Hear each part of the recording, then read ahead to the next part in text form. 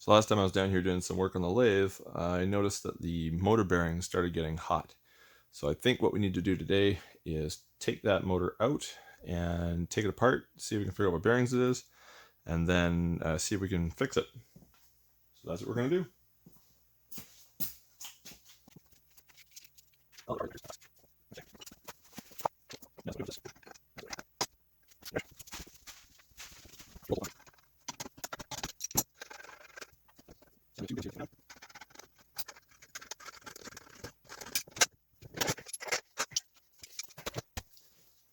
Alright, got the motor down. I'm going to make some space so we can work on it.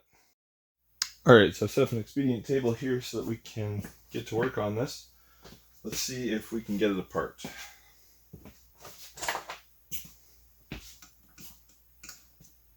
Let's see if I happen to have the right Allen key lying around.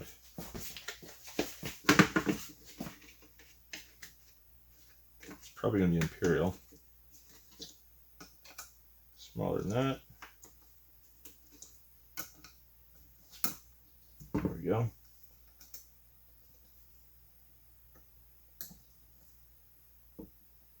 Got a bit of wiggle to it, actually. Maybe that's metric.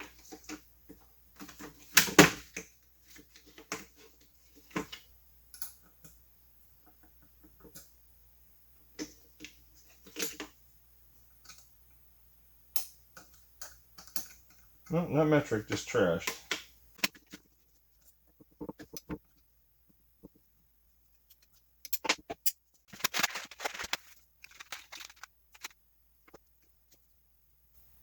Yep, I like that better. This one can be retired since it's mostly round. Okay, that's one. Let's figure out what's actually wrong with this motor now. Looks like we've got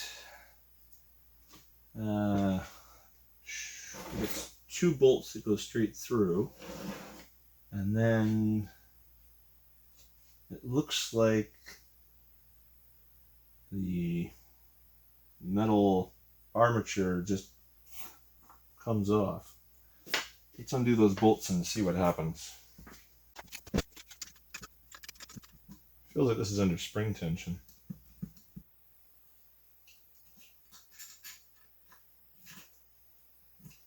And yes, I have the motor unplugged. I wish we had connectors in line here and make it easier to switch the motor out when I need to. Not that that's been an issue until now.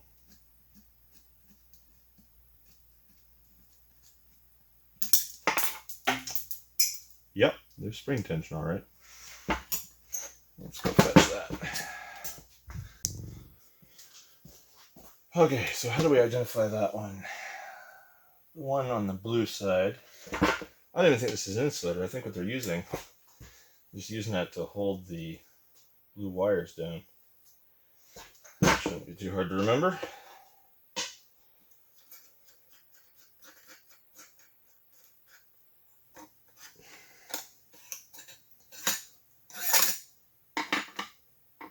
Alright. The cover comes off easy enough.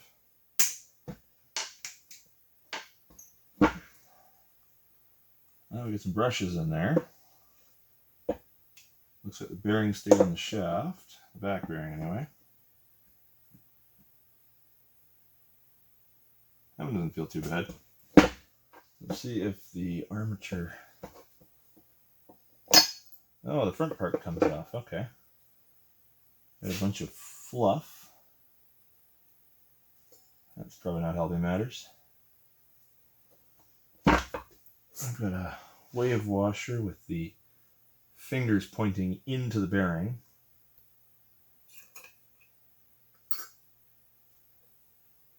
And now it looks like this whole rotor assembly is actually free, but it's attached to the magnets inside.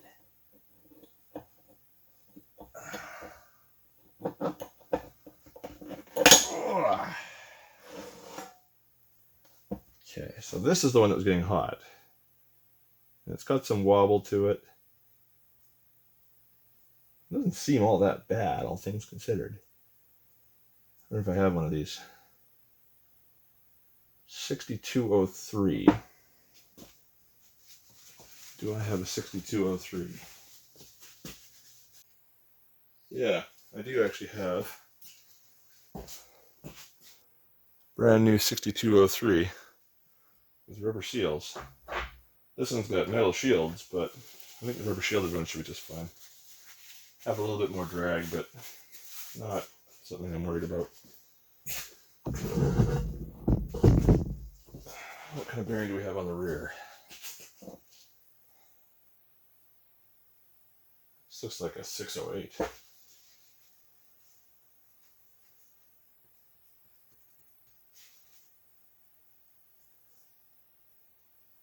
It is. It's just an ordinary 608 bearing. You know what? I think it's in good enough shape. We're going to leave it on there.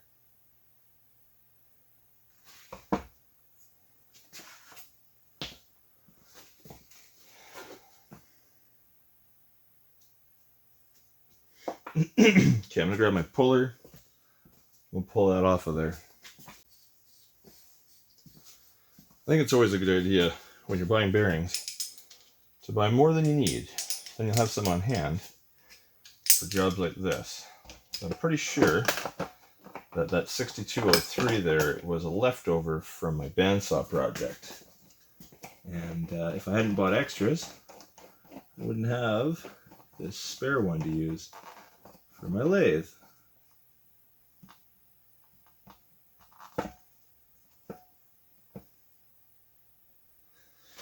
Okay, let's turn that in and we'll see what we get.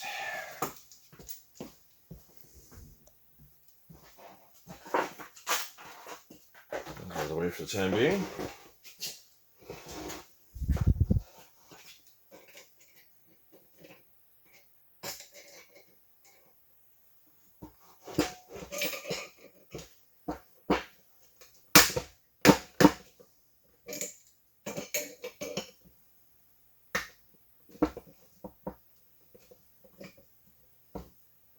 There it goes.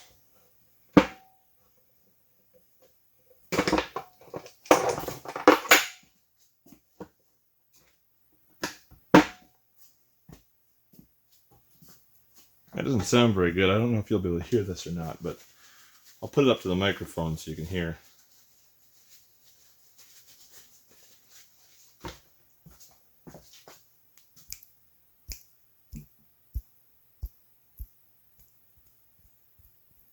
Got a bit of a squeak to it. It's really high pitched. I don't know if that'll come through.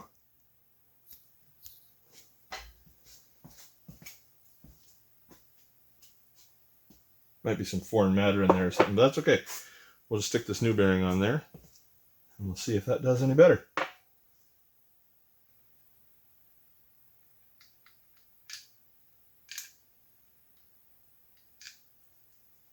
That's interesting.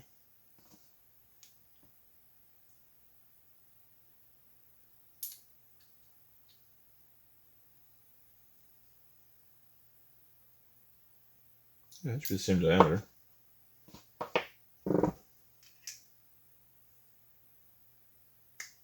The old one is a slip fit. The new one is a no fit. Well, that's interesting. 6203. And this is a 6203.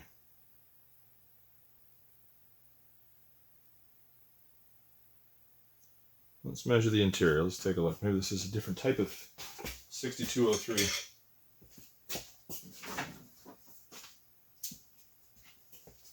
So the old one here. Let's get that film off of there.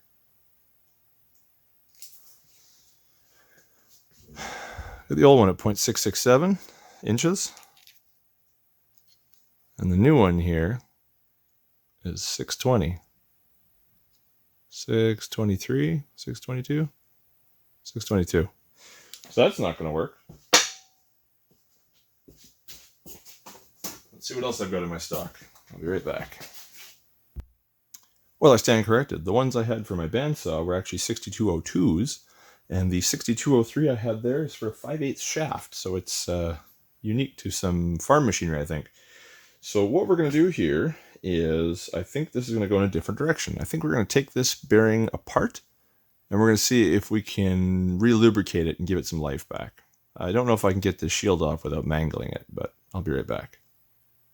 I don't think I'll be able to do this non-destructively, but we'll see if we can get this shield off the bearing, clean it, lubricate it, and then I can replace it when I can get a new bearing ordered for it.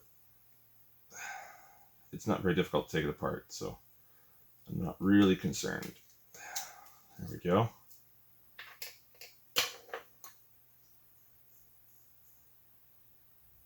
And in fact, look at the shield here. Maybe this is part of our problem. That part of the shield there at the top is caved in. I wonder if that's rubbing on the bearings. We'll pop that side off too. That's going to allow crap to get into the bearing, but like I say, I can order a new bearing. I'm not really concerned.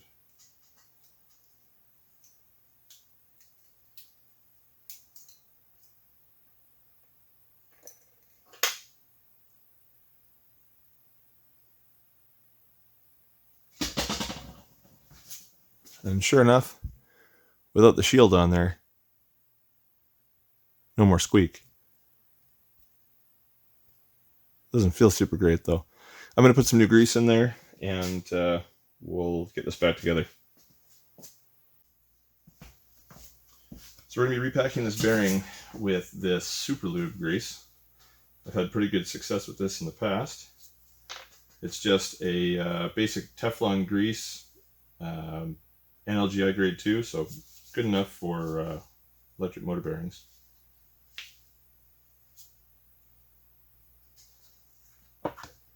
Just going to get a decent amount in there.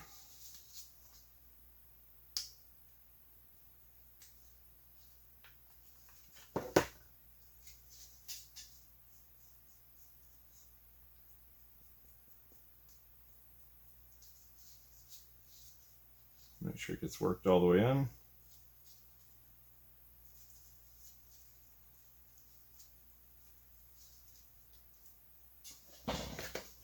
That's pretty gross now.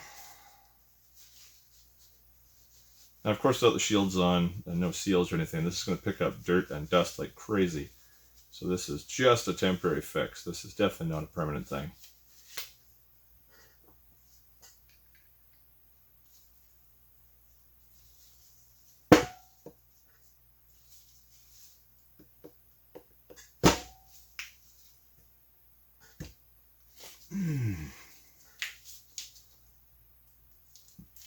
And I'm going to have to drive that on.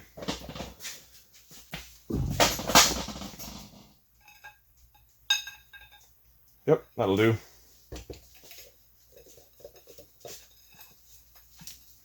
Just going to do this on the floor.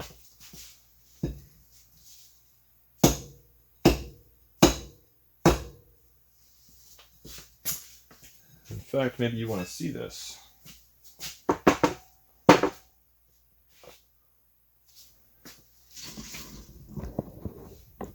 So there's the floor. Here's our rod we're using. I'm placing this inside like that,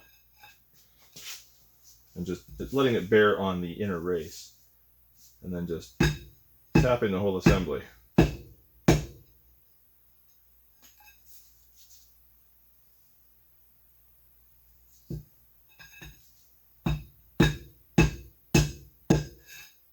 I'm pretty sure that's where that was. Let's give it a try.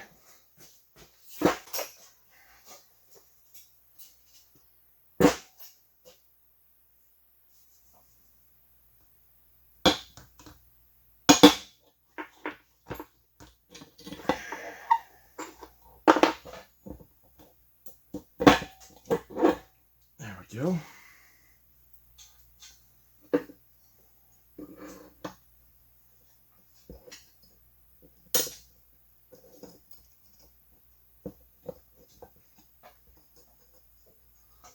Does this have any tabs? No, not really. Just had the bolts in place.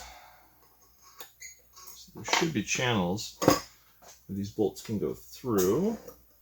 this way.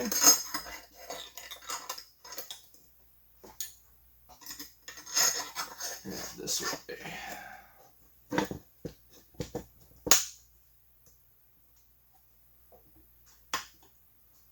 All right. And then we can put the backing plate on.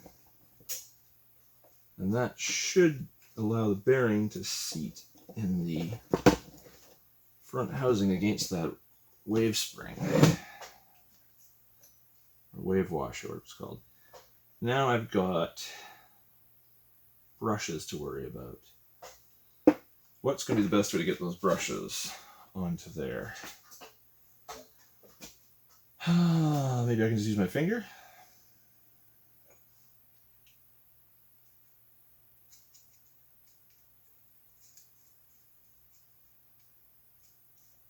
That doesn't seem like it's going to be terribly likely. Is there any facility for locking these? No, but there is room I could get a piece of cardstock in there. Let's give that a try. If cardstock is good, then aluminum shim of dubious origin will probably do just fine.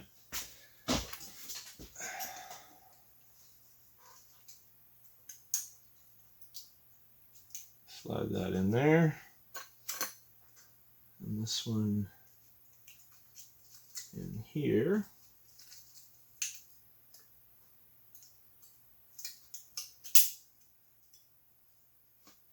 And we'll slip that on.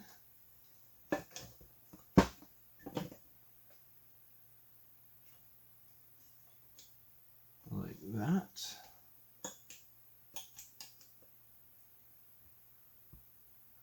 That looks like it has to go on the other orientation.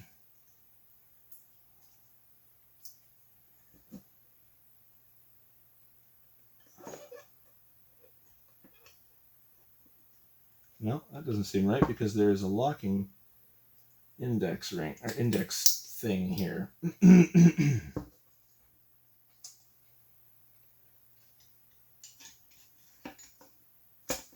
Let's see if we can get that into position. Yeah, there we go. Okay, so then I should be able to slip these shims out of here.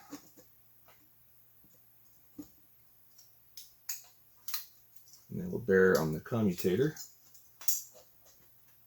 We'll get our one side finger tight at least. Hold that in place. And we get our little fiberglass ring here, which holds these wires down. Put that back in place.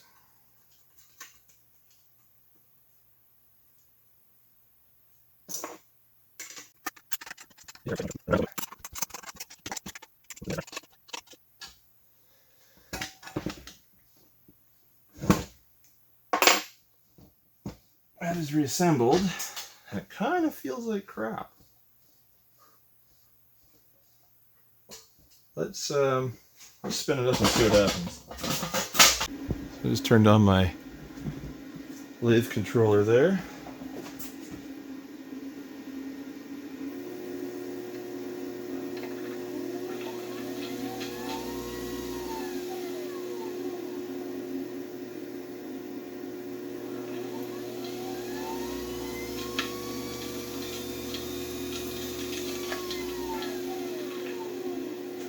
Got some unhappy noises going on in there.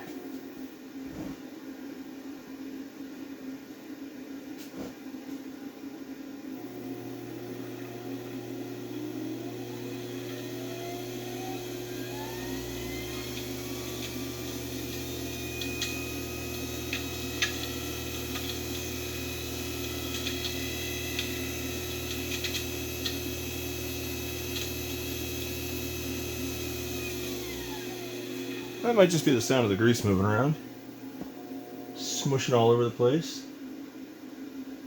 Alright, I've got it clamped to the workbench. I'm going to see about the RPM too, because the paperwork, or the data on the motor here says that it's good to 60 6,600 RPM, I think is what it says on this one. It's upside down right now, but I'll check it.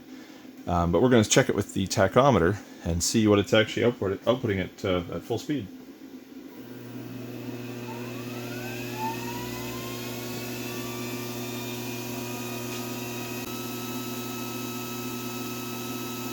Getting a pretty consistent 4850.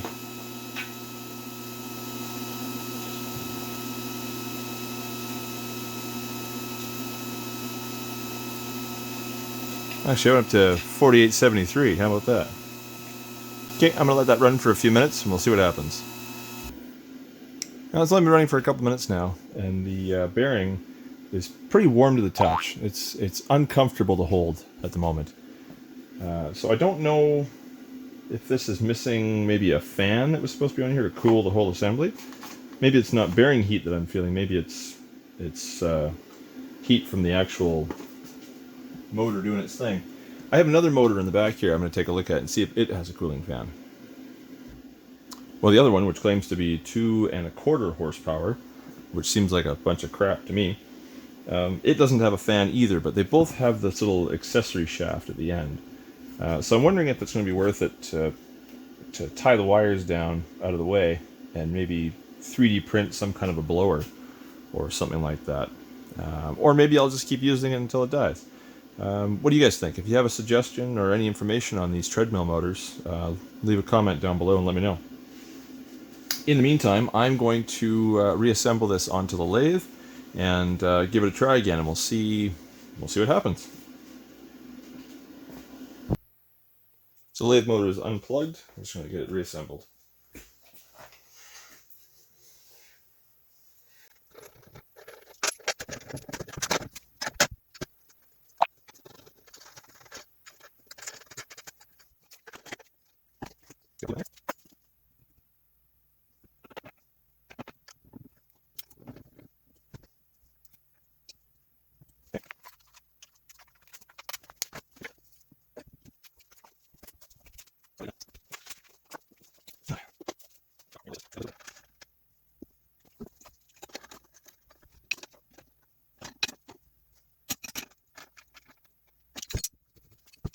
Okay, let's lubricate the lathe and we'll spin it up and see how it sounds.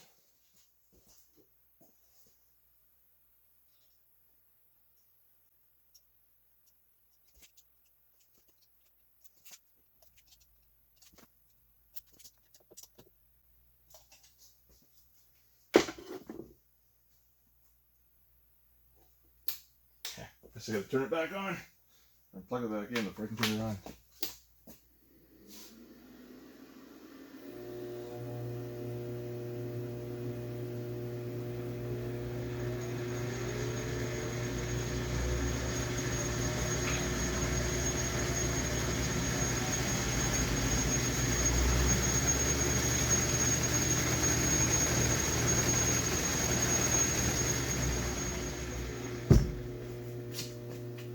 Yep, seems like it's not any worse than it was before.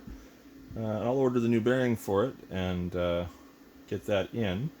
Then I'll take it apart and do it all over again. But in the meantime, this should keep me going for now. Alright, thanks for watching. Bye.